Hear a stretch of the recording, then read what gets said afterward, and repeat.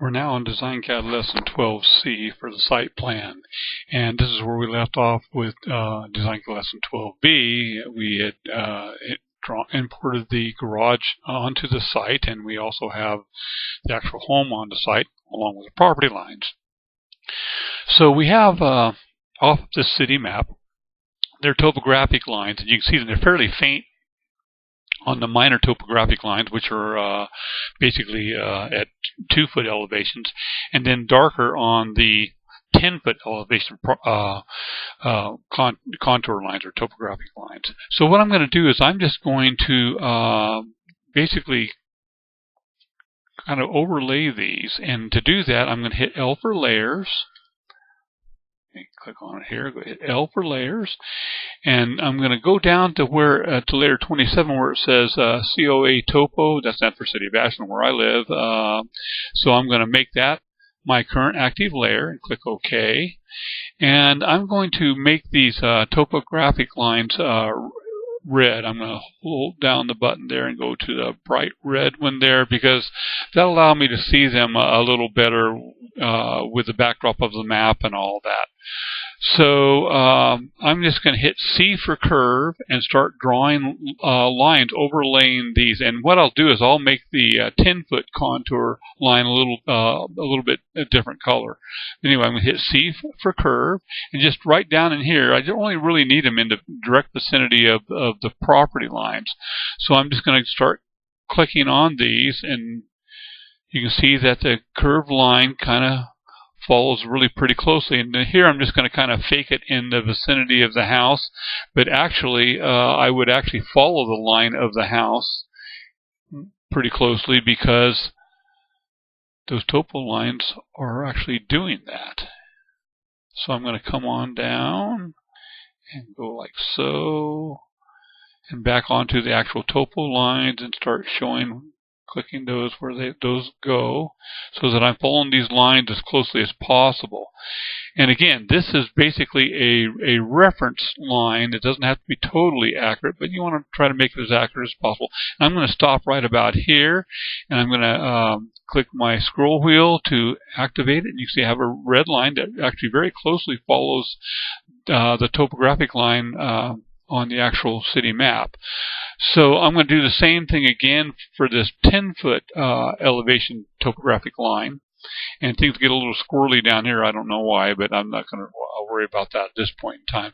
So I'm going to hit C again, and I'll change the color of it later and start, near the property line somewhat, and come on up here, and I may end up just stopping this one right here, clicking my scroll button, and then picking it up again here by hitting C, because this is going to not be included in my drawing. It's too far away from the actual property to be included in my actual site plan. So I'm going to start here again. I'd hit C, and I'm continuing with my 10-foot contour line here. It makes a really sharp bend right here. So you got to put extra points there to maintain that bend, and it looks like it comes over here. I don't know why that's like that, but it is. So follow it on out. And then I'm going to just stop right here and hit the scroll button to activate it.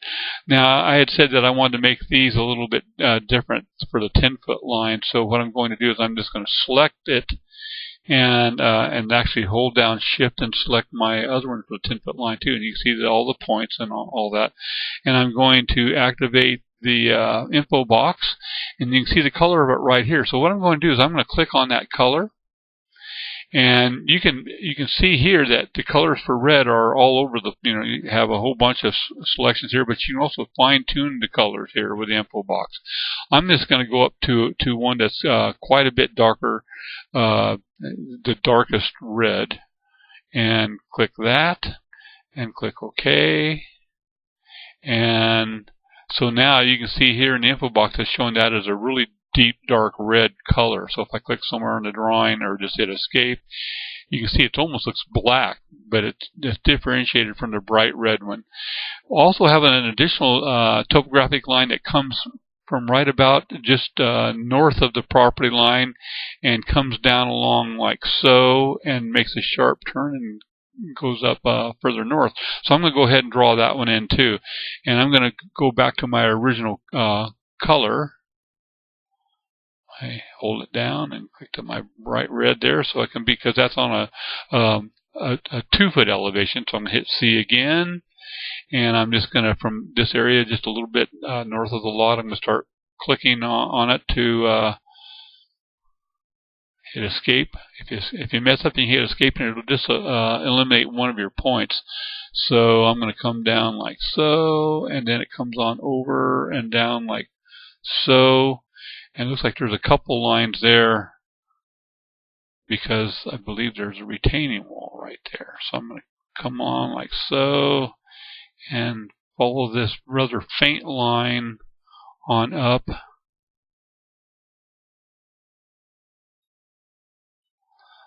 Like so. And then I'm going to hit my scroll button. And it looks like there's an additional one that's coming like so, right along next to it. I'm going to omit that for now because it's just going to add confusion to the drawing. We don't really need that at this point in time. So now you can see that we have our contour lines drawn, or topographic lines drawn. And what I'm going to do now is I'm going to go to Layers, hit L for Layers, and I want to find my image. And up here in layer 14 is image import. So I'm going to hit the light bulb to turn that off. And click OK. So you can see our actual drawing now, that we have the house here and we have the garage back behind it, and we have our topographic lines and our property lines. So now it's time to select a border. So, because this drawing won't be in 1/4-inch scale like the floor plans and the elevation drawings and many of the other drawings, this is going to be at a much smaller scale because we need to fit it on a sheet of paper. And so this is substantially larger because of the size of the lot. It's substantially larger, so we have to go to a tighter scale. So at this point in time, I'm going to hit L for Layers, and I'm going to go down, and I'm going to, right now it says all layers are showing. I'm going to simplify things. Dcad has 2,000 layers. I don't want to scroll through all those. So I'm just going to go down to and click on that down arrow and click on Active or Named Layers Only. And so now it's only going to display the layers that are either active. You can see the asterisks, meaning that that's a layer that has something in it, or layers that are named. So I'm going to scroll down to layers 253 for title and 254 for border. And those are still open layers, but there's nothing in them at this point. So I'm going to make a guess at what size border I want to import here. And at this point in time, I'm going to try maybe because it's scale dependent, I'm going to try a scale where instead of 1/4-inch equals 1/4-inch equals a foot, I'm going to try one where 1 inch equals 10 feet. See how that works.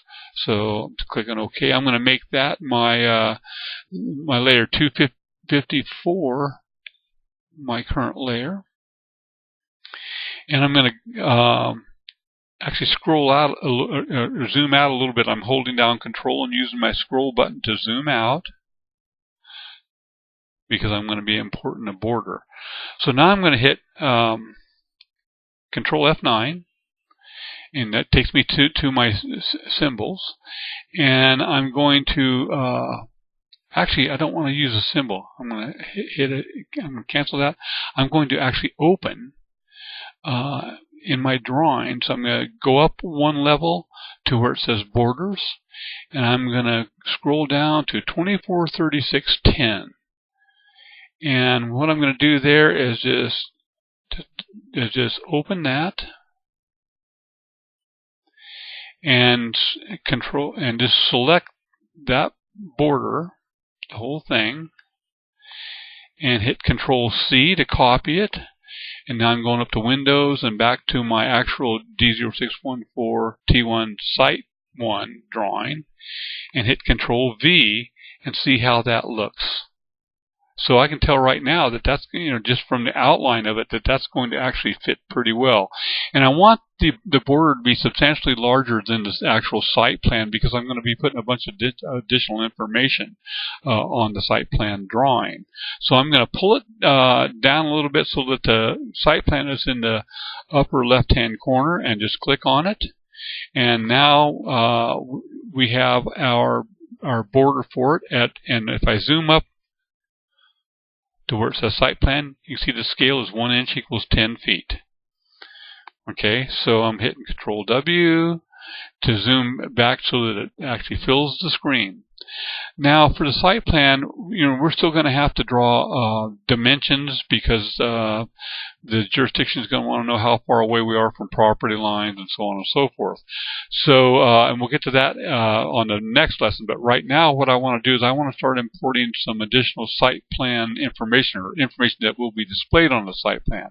So now I'm going to go to symbols, and I'm going to hit Control F9 to import a symbol. And what I want to do is I'm going to go up one level and go to the folder sheet and double click that to open it. And I want to scroll down on that till I get to site data. Okay, so I'm just going to double click on that, and that'll come in as a symbol. And you can see it's fairly good size, so we might want to change the size of it. I'm just going to put it over here on the right hand side a little bit, over like so. And so this is a symbol. It only has the 4 points at each corner. And so I'm going to go ahead and explode that symbol by going over to my selection explode. And it explodes it, and you can see all of a sudden there are all points all over the place. So I'm going to hit escape, and I'm going to zoom up on this area, and you can see that it is broken in. This particular symbol is for site plans information. It is broken into 3 primary categories. One is site data, which has to do with the owners, the location, the tax lot number, map number, what is zoning, if there's any historic designation, that sort of thing. The next section has to do with building areas, so that's where we deal with the size of the garage and all of that. So that makes that information readily available to both planning and building divisions. And then an index to sheets. Depending on how many sheets we have, it can be really handy to let people know what's on what sheet, so they can turn to them more quickly. So all this information that has not been filled in yet is in red. And you can also see lines off to the left of the various information lines, and that's so that I can move information from one line to another. If I get rid of some lines that are not relevant for this project, I can just move the rest of them up and use those like marker lines, so I can move everything and keep it somewhat neat. So at this point in time, we have the site data imported in, and we have it in the site plan. So as we start gathering the information, we can start filling this information out on the site plan.